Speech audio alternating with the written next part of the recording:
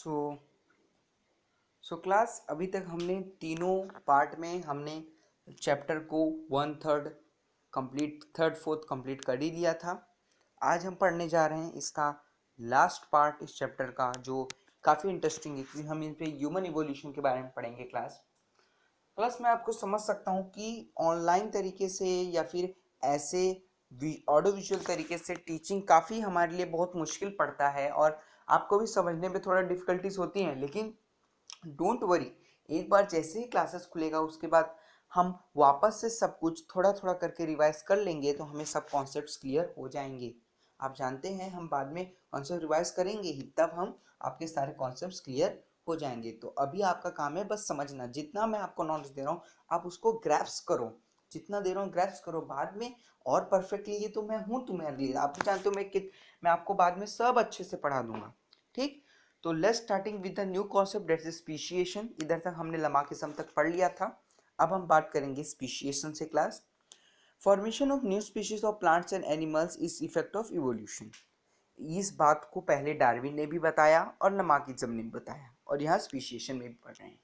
Darwin ने क्या बताया कि जो ऑर्गेनिज्म पैदा होता है वो अपने आप को एडजस्ट करता है, वो अपने आप को एडजस्ट करता है, जिसकी वजह से वो मॉडिफिकेशंस करता है और न्यू ऑर्गेनिज्म बनता है। और लमार्किज्म ने क्या बोला, वो अपनी ज़रूरत के हिसाब से अपने ऑर्गन्स को मॉडिफाई करता है। तो समझ रहे हो, दोनों ने थियरी लगभग एक जैसे दी और वो यहाँ बताया फॉर्मेशन ऑफ न्यू स्पीशीज और plants and animals is the effect of evolution. Species is the group of organisms that can produce fertile individuals through natural reproduction। तो इन्होंने क्या बोला कि स्पीशीज वो चीज़ें, वो ऑर्गेनिजम्स होते हैं या फिर वो प्रजाति होती है जो एक नए बेबी को बॉर्न कर सकती है, एक नए बेबी को बर्थ दे सकती है, और वो भी फर्टाइल तरीके से। इस species grow in specific geographical condition. और आप भी जानते हो, अभी आप पोलार बियर का बच्चा यहाँ महाराष्ट्र में नहीं पैदा हो सकता, जानते हो ना, कि पोलार बियर पोस्ट पे रहते हैं तो उनका एक अलग जोग्राफिकल कंडीशन है। कैमल का बच्चा महाराष्ट्र में नहीं जिंदा रह सकता क्योंकि उनके लिए एक अलग, जैसे डेजर्ट, उनके लिए एक अलग जोग्राफिकल कंडीशन। तो सबके अपने अपने जोग्राफिकल कंडीशन है। Their food habitat reproductive ability और एंड पीरियड इज डिफरेंट, वही मैं आपको बताना चाहता हूँ। However, genetic variation is responsible for formation of new species from earlier one. Besides, geographical and reproductive changes are also irresponsible। तो यहाँ क्या बोले, जेनेटिक वेरिएशंस होते हैं, आपको मैं पढ़ा चुका हूँ 9th में, हेरिडिटी वेरिएशन। जो जेनेटिक वेरिएशन होते हैं उसके वजह से भी न्यू स्पीशीज बन सकते हैं, नो प्रॉब्लम। क्या हमेशा मॉडिफिकेशंस या फिर एबिलिटी उनके एक्टिविटीज की वजह से नहीं, कभी कभी जेनेटिक वेरिएशंस के म्यूटेशंस की वजह से भी नए ऑर्गेनिज्म बनते हैं। And besides geographical and reproductive changes are also responsible. तो जोग्राफिकल और रिप्रोडक्टिव चेंजेस भी उसके लिए रिस्पॉन्सिबल है। Hence, similarly, geographical or reproductive isolation also leads to speciation। स्पीशीशन मतलब अलग ऑर्गेनिज्म का फॉर्म ना। तो यहाँ ये बताया है कि जोग्राफिकल और रिप्रोडक्टिव मतलब जोग्राफिकल कंडीशन से भी हम एक नए ऑर्गेनिज्म को बर्थ कर सकते हैं। या फिर क्योंकि आप ही समझो, अगर समझ लो कैमल का अगर कोई बच्चा है, मैंने उसको महाराष्ट्र में रख भी दिया इन केस, तो अगर वो बहुत स्ट्रांग रहेगा, वो अपने आप को मॉडिफाई कर सकता है, तो वो अपने आप को मॉडिफाई करके महाराष्ट्र में भी जिंदा रह लेगा। तो इसको हम क्या बोलेंगे कि वो एक नया स्पीशीज बना ना, कि महाराष्ट्र में रहने वाला कैमल। समझ लो, अगर कभी हुआ होगा 200-300 साल पहले कि कोई बियर चला गया होगा ठंड के एरिया में, और उस ठंडी एरिया में वो अपने आप को चेंज कर लिया, अपने अपने अपने शरीर पे बाल ज़्यादा बढ़ा लिया, अपने को वाइट कलर कर दिया, तो उसकी वजह से वो वहाँ सस्टेन हुआ कि नहीं हुआ, और उसकी वजह से बियर की नई प्रजाति बन गई पोलर बियर। समझ रहे हो क्या मैं क्या बताना चाहता हूँ।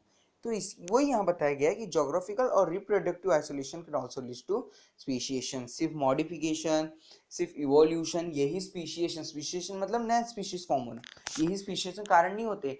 आपके अगर रिप्रोडक्टिव चेंज मतलब जेनेटिक वेरिएशन आ गए तो भी अलग स्पीशीज बन सकती है, जोग्राफिकल कंडीशंस के चेंज होने पर भी अलग स्पीशीज बन सकती है।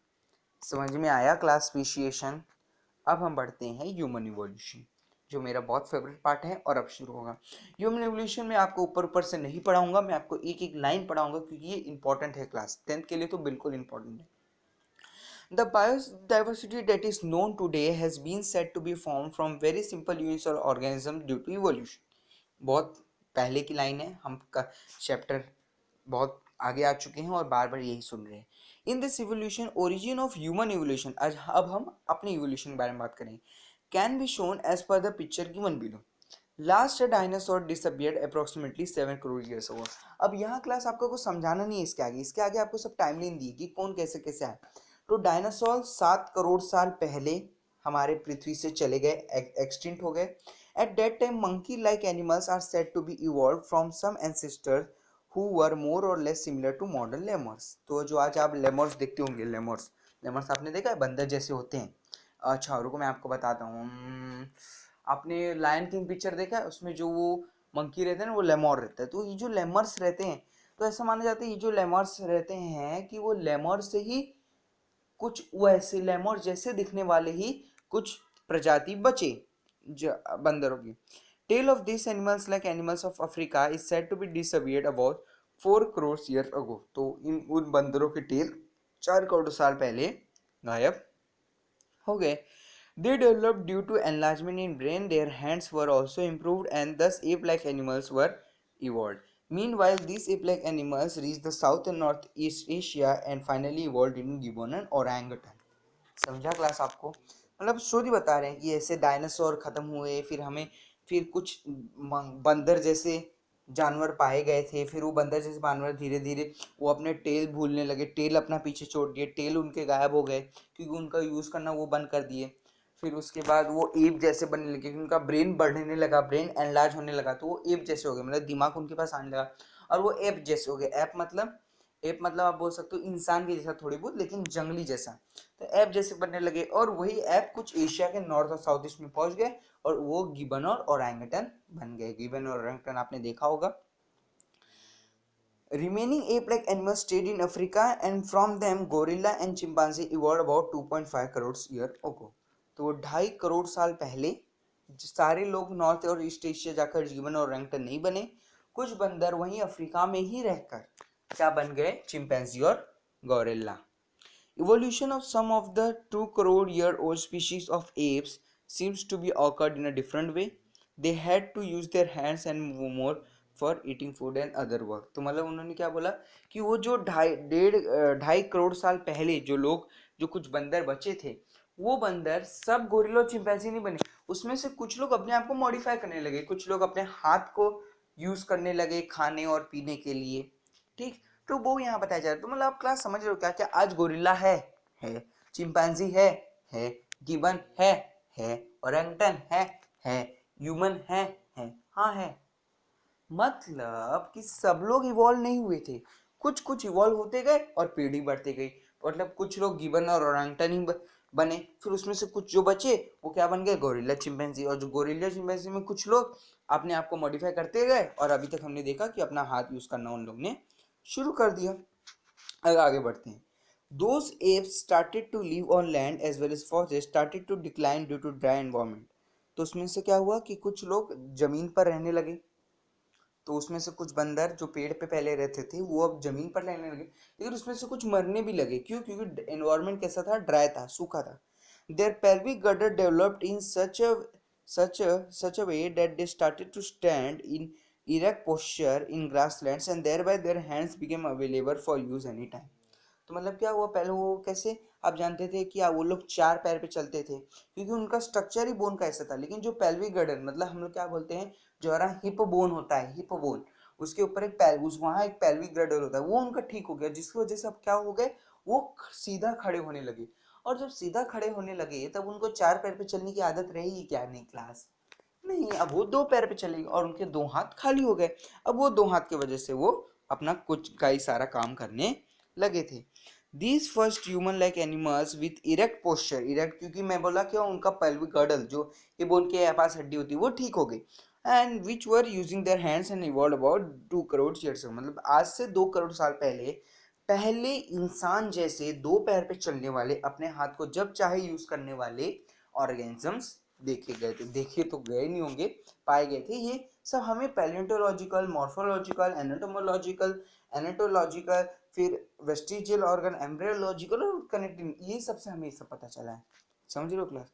First record of human like animal is with us in the form of Ramapithecus ape from north India and east Africa. तो जो सबसे पहला था वो हमें क्लास कहाँ पाया गया था, वो पाया गया था आपका अफ्रीका में जिसका नाम था रैमापिथेकस, वो एप ऐसा था जो इंसान जैसा दिखता था. After this app grown up in size and became more intelligent and thus the ape of South Africa evolved about 40 lakhs years ago. तो उसके बाद एक और एप जो ज़्यादा इंटेलिजेंट बना वो आज से 40 लाख साल पहले पाया गया था. तो अगर आपको याद रहना चाहिए कि रैमापिथेकस पहले इंसान जैसे दिखने वाला कब पाया गया था, आज से 2 करोड़ साल पहले. फिर उसके बाद हमें 40 लाख साल पहले एक अच्छा दिमाग वाला जो अपने ब्रेन को यूज़ कर सकता है ऐसा एक पाया गया. The morphology of these human-like animals started to appear like the member of genus Homo about 20 year later and the skilled human developed. क्या बोले 20 साल पहले, 20 लाख साल पहले ये जो ऑर्गेनिजम्स थे ये होमोजीनस जैसे दिखने लगे. होमोजीनस मतलब क्या होता है क्लास? होमो मतलब ह्यूमन. जो जीनस, जीनस आपने सुना होगा, हर एक कैटेगरी का अपना एक जीनस होता है. तो वो जीनस होमो मतलब क्या होता है कि जीनस ह्यूमन. तो ह्यूमन जैसे देखने वाले 20 लाख साल पहले पाए गए और इन्हें हम क्या बोले? Skilled human. About 15 lakh years ago, human walking with erect posture was evolved. It may have existed in China and Indonesia of Asian continent. तो क्या बोला गया? 15 लाख साल पहले इंसान बन चुके थे और इंसान अपने इरेक्ट पोस्चर में चलना शुरू कर दिए गए थे और ये सबसे पहले हमें पाए गए थे चाइना और इंडोनेशिया में. यहाँ तक समझा क्लास? अब हम ह्यूमन कल्चर के बारे में पढ़ेंगे. Evolution of upright man, upright मतलब सीधा एकदम ठीक, continued in the direction of developing its brain from period of about 1 lakh years and meanwhile it discovered the fire. Brain of 50,000 year old has been sufficiently evolved to extent that it could be considered as a member of class wise human.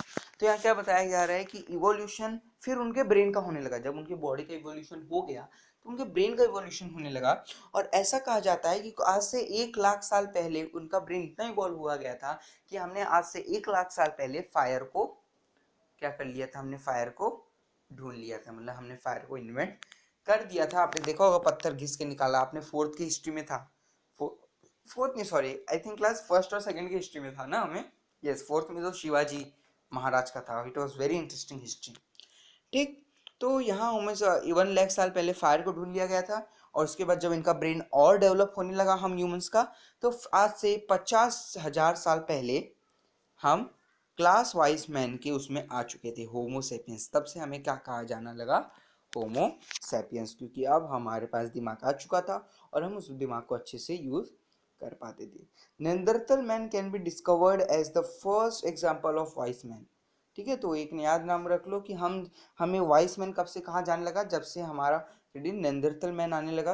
The Cro-Magnon man evolved about 50,000 years ago. Afterwards, this evolution has been faster than earlier. तो अब evolution fast होना शुरू हो गया था. यहाँ नेंदरथल man का photo दिखाया गया है कि जब आज से 50,000 साल पहले हम कैसे दिखते थे. जरा ध्यान से देख लो कितने भयानक दिखते थे.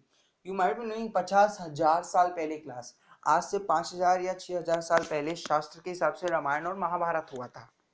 समझ सकते हैं आप? About 10,000 years ago, wise men started to practice the agriculture. तो 10,000 साल पहले एग्रीकल्चर भी एग्जिस्टेंस में आ गया. It started to rear the cattle herds and establish the city. फिर शहर बनने लगे. Cultural development took place. Art of writing was invented about 5,000 years ago, and thus the history has been started. Modern sciences emerged about 400 years ago, and distance study was established about 200 years ago. And now we have reached at this stage, and still we are searching the details of roots of human ancestry. Human ancestry मतलब पूर्वज गाथा. तो यहाँ आपने देखा कि किस तरह से आज से 10,000 साल पहले एग्रीकल्चर को ढूंढा गया.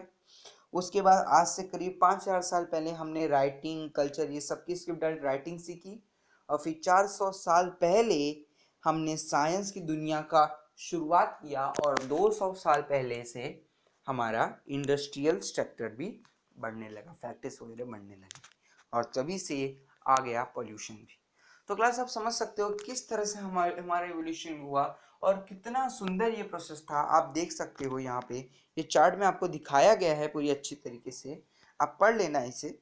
और क्लास ये बहुत ही अच्छी बात थी कि हमने आज इवोल्यूशन में पढ़ लिया और यहाँ हमारा हेरिडिटी एंड इवोल्यूशन चैप्टर खत्म होता है. It was a very good chapter. आपने 9th में पढ़ा हेडिटियन वेरिएशन और आज 10th में आपने पढ़ा हेडिटियन इवोल्यूशन। इसके बाद आपको इसकी एक्सरसाइज को सॉल्व करना है। कोई क्वेश्चन नहीं आ रहा है, डाउट नहीं आ रहा है तो आप मुझे मैसेज कर सकते हैं सर से नंबर लेके, और एल्स आप लोग कमेंट कर दीजिए, मैं आपको आंसर बता दूंगा क्लास। एज वेल एज अभी तक अगर मैं रिवाइज करूँ तो हमने चैप्टर में पढ़ा पहले कि कैसे जॉन ग्रेहम मेंडल, फिर कैसे सारे साइंटिस्ट ने एक एक चीज़ ढूंढी डीएनए वायरसेस बारे में। उसके बाद हमने देखा कि कैसे सेंट्रल डॉगमा होता है, कैसे ट्रांसक्रिप्शन, ट्रांसलेशन, ट्रांसलोकेशन होता है। उसके बाद हमने इवोल्यूशन के बारे में जाना। उसके बाद इवोल्यूशन क्या होता है, इवोल्यूशन 3 डेफिनेशंस। उसके बाद हमने 6 एविडेंसेस, जो पहला है morphological which is dependent on external appearance. उसके बाद एनाटॉमिकल जो किस पे डिपेंडेंट है, इंटरनल अपीयरेंस। और उसके बाद आता है वेस्टिजियल ऑर्गन, अंडर डेवलप्ड और यूजलेस ऑर्गन्स जिसे हमारा काम नहीं है लेकिन अभी तक हमारे बॉडी में, तो उससे प्रूफ दिखाते हैं कि हम एंसेस्टर्स से आए हैं। फिर पैलिएंटोलॉजिकल एविडेंस। पैलिएंटोलॉजिकल एविडेंस मतलब क्या कि जो हमारे फॉसिल्स थे उससे हमें पता चलने लगा कि हम कितने साल पहले थे, या फिर जो फॉसिल मिलने लगा उससे हमें पता चलने लगा हम किससे इवॉल्व हुए हैं। और वो कार्बन डेटिंग मेथड भी उसमें हम लोग ने पढ़ा। C12 और C14 के बीच के डिफरेंस के रेशियो से पता चलता है। विलियम लेबी ने उसे ढूंढा था 1960 में, उन्हें नोबेल प्राइज भी दिया गया था। उसके बाद हमने पढ़ा कनेक्टिंग लिंक्स। तीन आपके इसमें 3 ऑर्गेनिज्म दिए हैं, एक ऑर्गेनिज्म और है जो हम चैप्टर नंबर 6 में पढ़ेंगे, ठीक, जिसमें एनिमल किंगडम एनिमलिया में। और उसके बाद हमने पढ़ा एम्ब्रियोलॉजिकल एविडेंस की जब बच्चा माँ के पेट में रहता है तब उसके जो इनिशियल स्टेजेस रहते हैं, जो स्टार्टिंग स्टेजेस को हम एम्ब्रियो स्टेज बोलते हैं, उसमें वो कैसे सारे सिमिलर दिखते हैं, मतलब सबके एंसेस्टर्स सेम थे। उसके बाद हमने Darwin theory of natural selection पढ़ा कि जिसका नेचर परीक्षा लेता है और जो नेचर को में सस्टेन कर पाता है वही इस नेचर या फिर इस एनवायरनमेंट में रहने काबिल है और उसे नेचर सिलेक्ट करता है। उसके बाद हमने पढ़ा लेमैकिज्म ने, जिन्होंने बोला कि जो जो परफेक्ट है वही जो भी इवोल्यूशन होता है अपने एक्टिविटी की वजह से होता है, और वो अपने एक्टिविटीज की वजह से वो अपने ऑर्गन्स भी होते हैं, या फिर ऑर्गन एक्टिविटीज की वजह से वो अपने ऑर्गन्स को मॉडिफाई करते हैं। उसके बाद हमने पढ़ा स्पीशिएशन कि स्पीशिएशन कारण क्या क्या हो सकते हैं, जिसमें सबसे पहला कारण था इवोल्यूशन, उसके बाद कारण था जोग्राफिकल आइसोलेशन, और तीसरा कारण था आपका रिप्रोडक्टिव आइसोलेशन, और चौथा कारण था जेनेटिक वेरिएशन। तो ये सब भी हमने पढ़ा। साथ ही साथ उसके बाद हमने इवोल्यूशन पढ़ा, और जहाँ हमारा चैप्टर खत्म हो गया। तो इसके बाद आपको इस तरह एक्सरसाइज सॉल्व करना है, इसको आपको रिवाइज करते रहना है। कोई डाउट है तो क्लास डोंट वरी, ये तो ऑनलाइन लेक्चर है, कभी ना कभी हमारा क्लास खुलेगा, और क्लास खुलेगा तो आपके ये सर तो है ही हैं, जो पूछो आपको मैं तुरंत आपको अच्छे से एक्सप्लेन कर दूंगा, क्योंकि कहीं ना कहीं तब हम आमने सामने बैठे रहेंगे और मुझे पता भी चलेगा कि आप कितना पढ़ रहे हो, कि कितने पानी में हो या कितने मस्ती कर रहे हो। तो बी सेफ क्लास, ऐसे ही पढ़ते रहिए, रिवाइज करते रहिए, और प्लीज़ सब्सक्राइब कीजिए, लाइक कीजिए। मैंने आपको बार बार बोला है जितना लाइक करोगे उतना मेरी एनर्जी बढ़ेगी, उतना ज़्यादा नॉलेज मैं आपको दूंगा। सो बाय बाय, बी सेफ।